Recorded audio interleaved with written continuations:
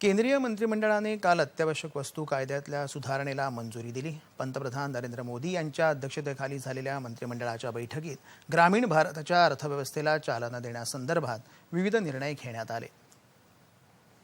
केंद्रीय कृषी मंत्री नरेंद्र सिंह तोमर आणि माहिती आणि प्रसारण मंत्री प्रकाश जावडेकर यांनी नवी दिल्लीत संयुक्त पत्रकार परिषदेत या निर्णयांची माहिती दिली।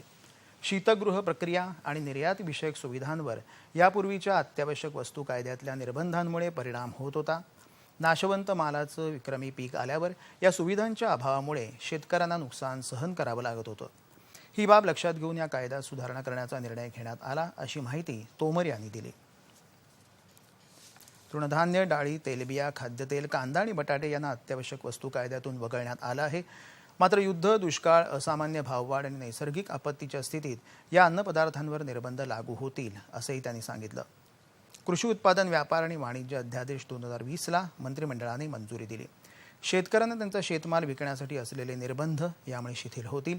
शेतकरी आता त्यांच्या पसंतीच्या बाजारात शेतमालाची खरेदी आणि विक्री करू शकणार आहेत।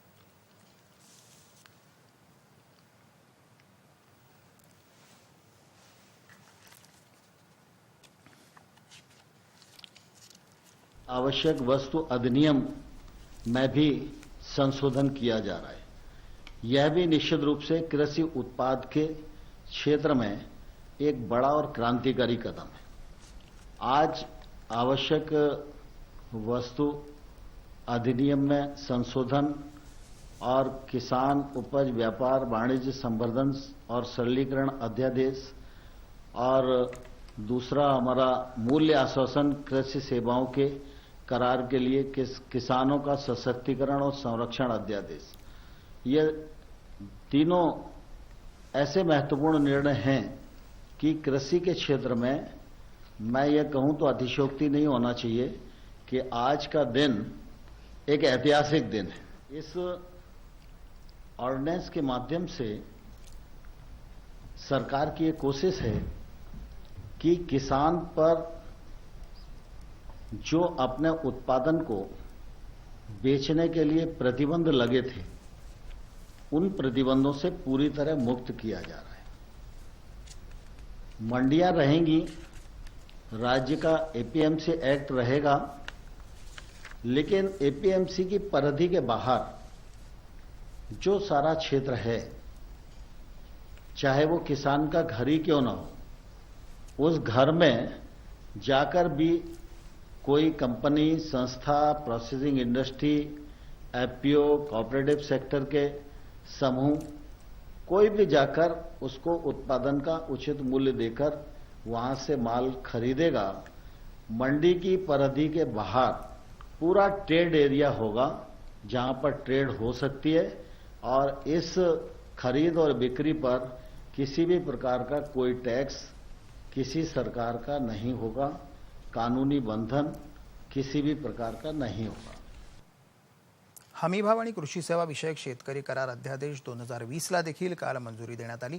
या अध्यादेशामुळे शेतकऱ्यांना प्रक्रियाकर्ते, मालवाहतूकदार, मोठे किरकोळ व्यापारी, निर्यातदार यांच्याशी संपर्क साधता येईल आणि अत्याधुनिक तंत्रज्ञान आणि अधिक चांगल्या कल्पनांचा वापर करता येणार आहे।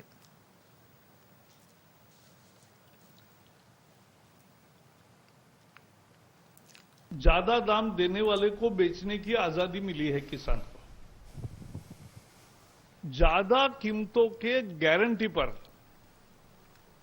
कृषि उपज समझौते से बेचने की किसान को अनुमति मिली है।